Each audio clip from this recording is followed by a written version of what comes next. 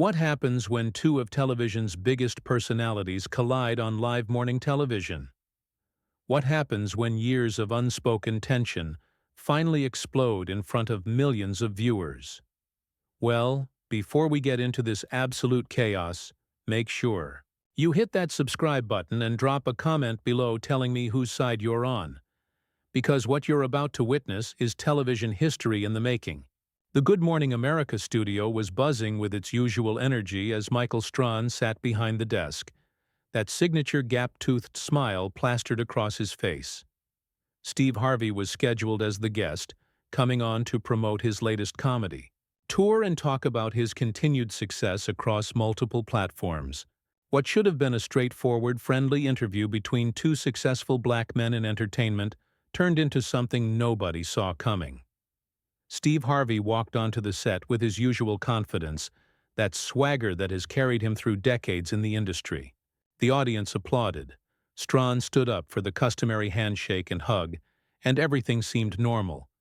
But if you were paying attention, if you really looked closely, you could see something in Steve's eyes, a tightness around his jaw, a certain energy that suggested this wasn't going to be just another interview.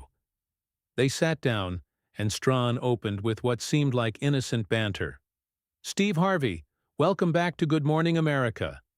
Man, it's always good to have you here. You're everywhere these days. Family Feud, your radio show, hosting gigs. How do you do it all?" Steve leaned back in his chair, and there was a pause, just a beat too long before he responded. "Well, Michael, when you love what you do, when you're actually passionate about the craft and not just collecting checks, you find the energy. You make it happen because it matters to you." The words hung in the air. Strahan's smile flickered just for a second. "That's great, that's great. Speaking of passion, your comedy tour is coming up. You've been doing stand-up for, what, almost 40 years now?" 42 years, Steve corrected, his voice sharp. 42 years of grinding, of perfecting the craft, of staying relevant not because I got lucky with a football career that ended and needed somewhere to land, but because I put in the work every single day. The studio got quiet. You could feel the tension radiating through the screen. Strahan's smile was frozen now, and he shifted in his seat. "Wow, okay, that's an interesting way to put it. I think a lot of people work hard in this industry, Steve." "Do they, though?" Steve leaned forward now, his eyes locked on Strahan. "Do they really? Or do some people just coast on name recognition? Coast on being likable? Because there's a difference between being entertaining and being talented, Michael. There's a difference between showing up and actually bringing something to the table." Robin Roberts, sitting next to Strahan, tried to intervene with a laugh. Guys, let's keep this friendly." But Steve wasn't backing down. "I am being friendly, Robin. I'm being honest. See, that's the problem with television today. Nobody wants to be honest. Everybody wants to smile and pretend and act like we're all equals when we know that's not true. Some of us earned our spots. Some of us were given our spots." Strahan's jaw clenched. The smile was completely gone now. "Steve, I don't know what you're implying, but I've worked incredibly hard to get where I am. I played professional football for 15 years, won a Super Bowl, and I've built a career in broadcasting that I'm proud of." "And I'm not taking anything away from your football career," Steve shot back. "That's impressive. That's real. But let's be honest about how you got this chair. Let's be honest about the doors that opened for you because of your athletic career, not because you paid dues in entertainment, not because you struggled in comedy clubs or worked your way up through radio. You walked into television because networks wanted the football star. And that's fine. But don't sit here and act like we're cut from the same cloth." The camera operators didn't know where to look. The producers in the control room were probably losing their minds. This was supposed to be a light promotional interview, and it was turning into a full-scale confrontation. Strahan took a deep breath, clearly trying to maintain his composure. "I think you're being incredibly disrespectful right now," Strahan said, his voice low and controlled. "I've never claimed to be a comedian. I've never claimed to have your specific path. But I bring value to this show, to this network, and to the millions of people who watch every morning. And you coming on here and trying to diminish that says more about you than it does about me." Steve laughed, but there was no humor in it. "Diminish? I'm not trying to diminish anything, Michael. I'm trying to have a real conversation. See, this is what happens when you spend your whole career being everybody's friend, being the safe choice, being the guy who never rocks the boat. You forget what real talk looks like. You forget what honesty sounds like." "Real talk?" Strahan's voice was rising now. "You want real talk? How about we talk about how you're sitting here attacking me on live television because what? You're jealous? You're bitter? Help me understand what this is really about, Steve." Steve's eyes went cold. "Jealous? Bitter? Michael, I have been in this game longer than you've been out of your football pads. I have multiple successful shows, a comedy empire, a production company. What exactly would I be jealous of?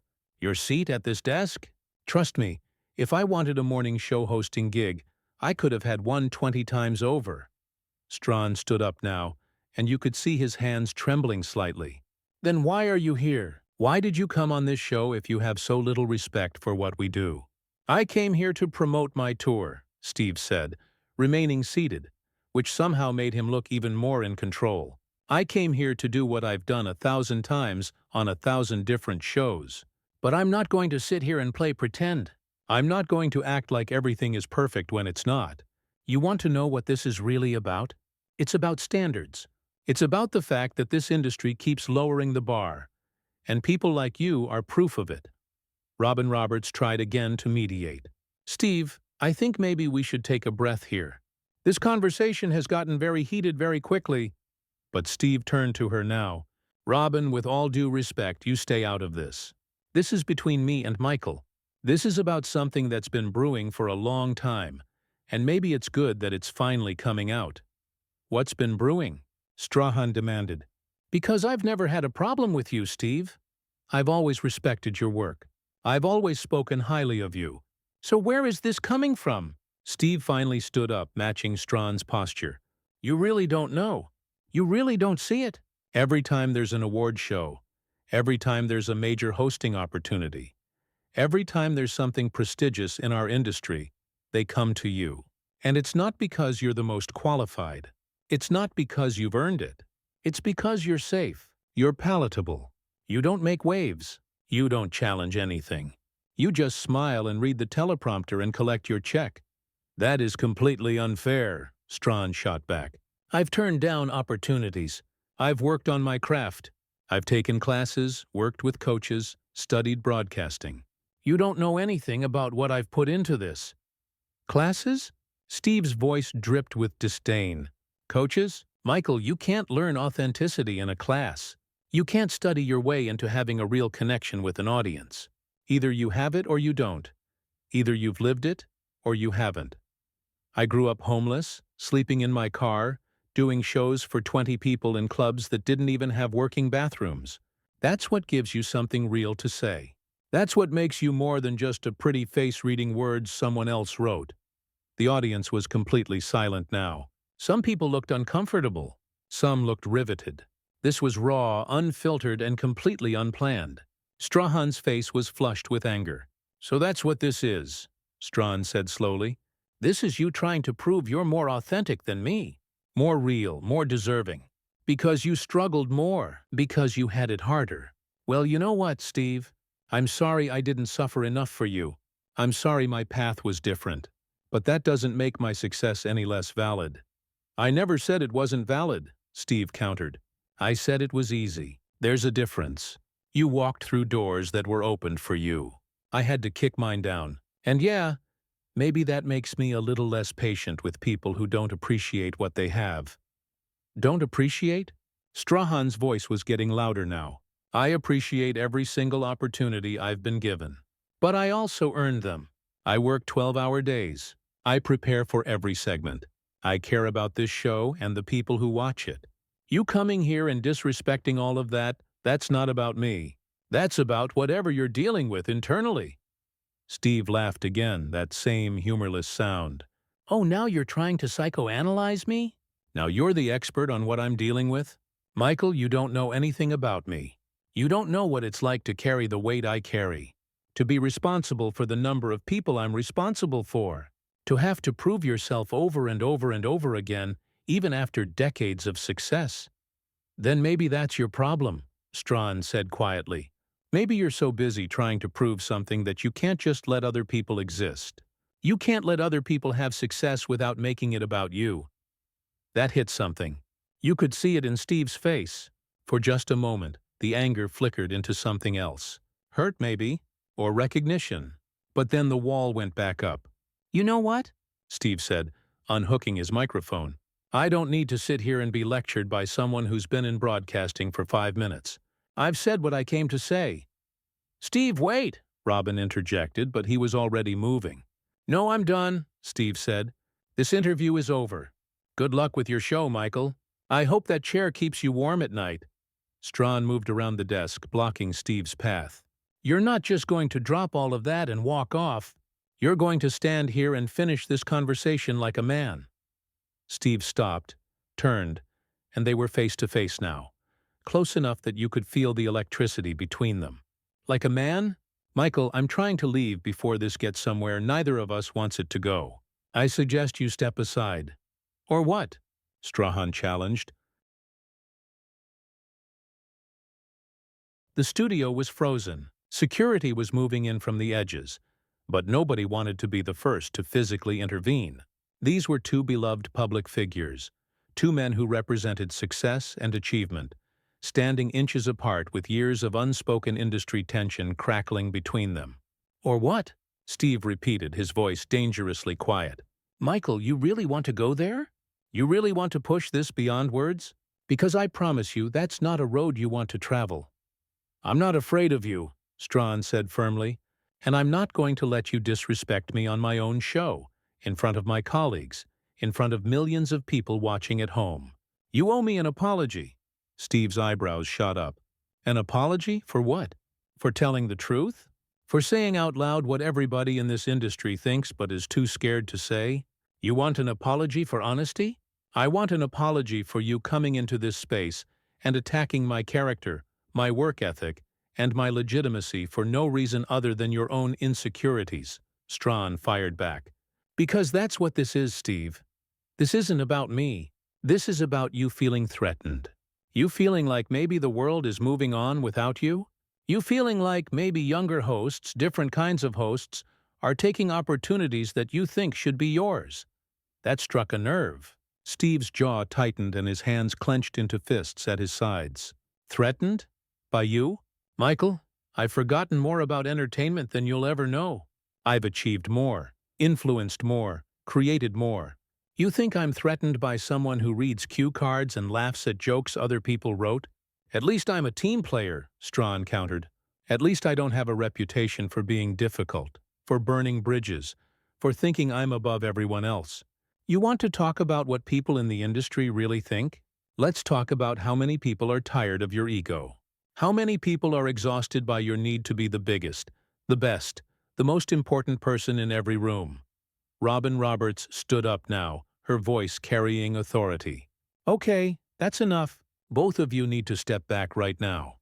This has gone way too far." But neither man moved. They were locked in, both too proud, too angry, too invested in this moment to back down. Steve spoke next, and his voice had a sharp edge that cut through the tension. "You know what your problem is, Michael? You've never had to fight for anything. Football came easy to you because you're a genetic freak. Broadcasting came easy because networks were desperate for athletes to transition into entertainment. Everything has been handed to you on a silver platter. And now you sit there judging people like me who actually had to claw their way up from nothing. Stop saying things were handed to me." Strahan's voice cracked with genuine emotion now. "Stop dismissing everything I've accomplished. I broke my body for 15 years in the NFL.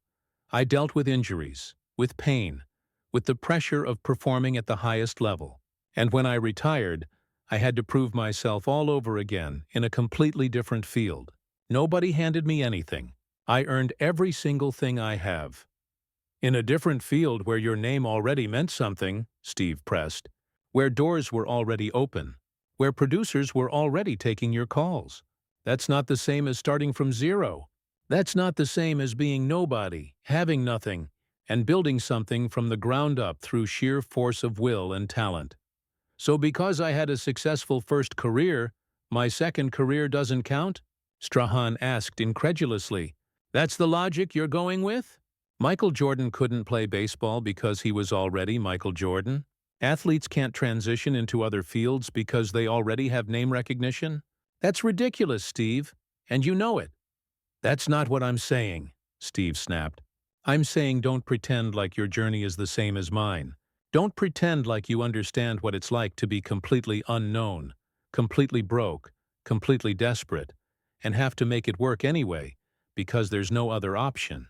You always had options, Michael. You always had a safety net. I never did. And I'm sorry about that, Strahan said, and there was genuine sincerity in his voice for the first time. I'm sorry you had to struggle like that. I'm sorry you went through those things. But that doesn't give you the right to minimize what I've done. It doesn't give you the right to act like I don't deserve to be here. Steve paused, and for a moment it seemed like maybe, just maybe, he was going to soften. But then he shook his head. I never said you don't deserve to be here. I said you haven't earned the right to be considered in the same category as people who've dedicated their entire lives to this craft. There's a difference. No, there isn't, Strahan said firmly. You're splitting hairs to justify your disrespect. And you know what? I'm done trying to reason with you. You came on this show looking for a fight, and congratulations, you got one. But don't expect me to just take your attacks and smile about it. I'm not built that way. Finally, Steve said with a cold smile. Finally, we see some real emotion from you. Finally, we see something other than that calculated, focus-grouped, market-tested personality you show everybody. This is the first authentic thing I've seen from you this entire interview. You want authentic? Strahan's voice dropped low, dangerous. Here's authentic. I've watched you for years, Steve. I've watched you preach about success and motivation and faith, and then I've watched you treat people terribly behind the scenes.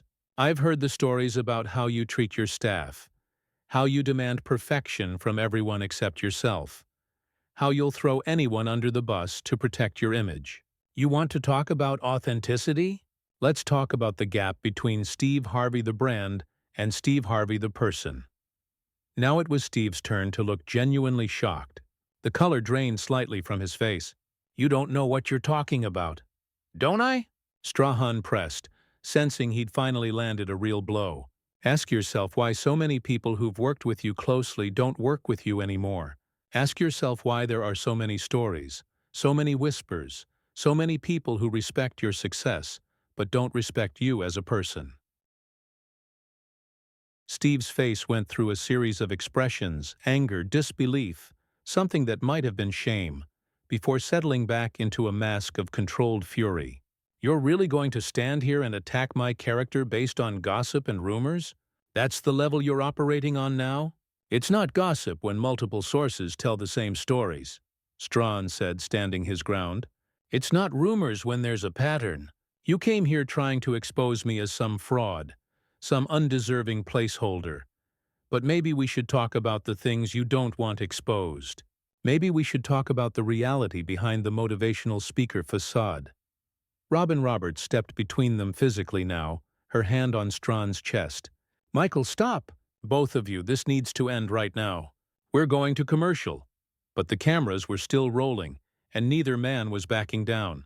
Steve's voice when he spoke was ice cold. You have no idea what it takes to run the kind of empire I run. You have no idea about the pressure, the responsibility, the constant demands. Yes, I have high standards. Yes, I expect excellence. That's not abuse. That's leadership. Something you wouldn't understand because you've never built anything from scratch. There it is again, Strahan said, shaking his head. That same excuse, that same justification for treating people poorly. You're successful, so you get a pass. You're important, so your behavior doesn't matter. That's exactly the kind of thinking that makes you part of the problem, not part of the solution. The problem? Steve's voice rose sharply. What problem, Michael? Enlighten me. What problem am I part of? The problem of successful black men tearing each other down instead of building each other up, Strahan said, and suddenly the energy in the room shifted. That's what this is really about. We should be allies. We should be supporting each other. Instead, you came on this show to belittle me, to make yourself feel bigger by making me feel smaller. And for what? For ratings? For your ego? Because you can't stand that there's room for both of us? Steve was quiet for a long moment. When he spoke, his voice was different, softer but somehow more intense. Don't you dare try to make this about race. Don't you dare try to flip this into me being the villain, because I called out what I see as a lack of authenticity.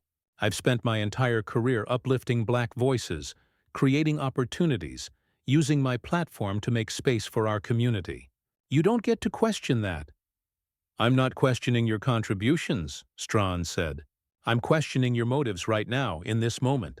Why did you really come here today, Steve? Because it wasn't to promote your tour. You could have done that in 5 minutes and left. You came here with an agenda. You came here to start something.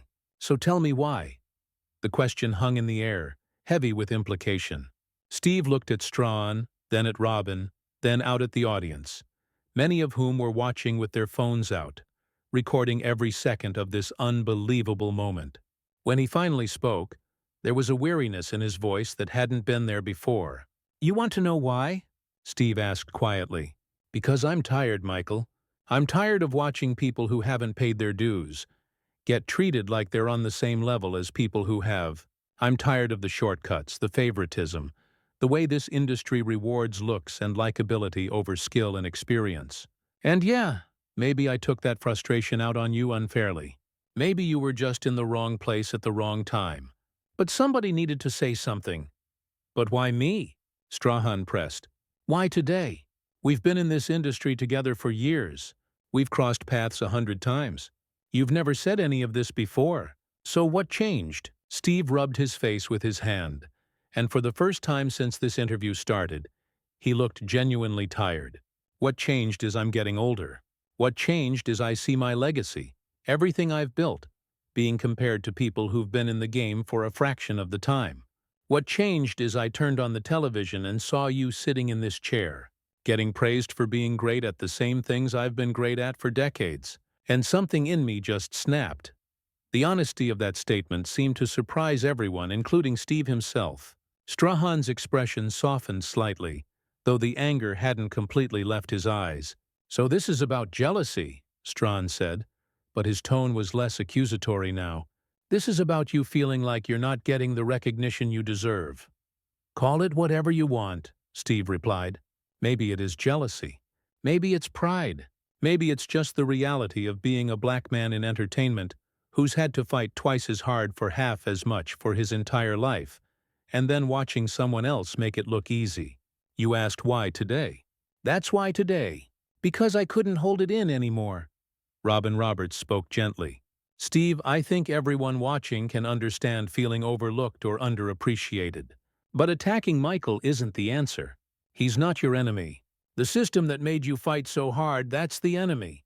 The people who created those barriers, that's who deserves your anger. I know that, Steve said, his voice rough. I know that in my head. But in my heart, in this moment, all I could see was another person being given what I had to earn. And I reacted. Poorly. Strahan took a deep breath, and you could see him processing everything, weighing his response carefully. Look, Steve, I get it. I do. I can't fully understand your journey because it wasn't mine. But I can understand feeling like you have to prove yourself over and over. I felt that way when I moved into broadcasting. Every day, people questioned whether I belonged. Every day, I had to work twice as hard to be taken half as seriously. So maybe we're not that different after all. We're very different, Steve said, but there was less bite in his words now. But I hear what you're saying. I need you to hear this too, Strahan continued. Your success doesn't diminish mine, and my success doesn't diminish yours. There's room for both of us. There's room for all of us. But only if we stop doing this. Only if we stop letting our pain and frustration turn into attacks on each other. Steve nodded slowly, and the fight seemed to drain out of him all at once. You're right. You're absolutely right. And I apologize. Not for my feelings, because those are real, but for how I expressed them. For coming on your show and disrespecting you in front of your audience. That was wrong. I appreciate that, Strahan said, extending his hand. And I'm sorry, too, for the shots I took about your character. That wasn't fair either. They shook hands, and the tension that had filled the studio for the past segment finally began to dissipate. But even as they made peace, even as they found common ground, everyone watching knew they had witnessed something raw and real, something that exposed deeper truths about ego, legacy, and the complicated dynamics of success in entertainment. So there you have it.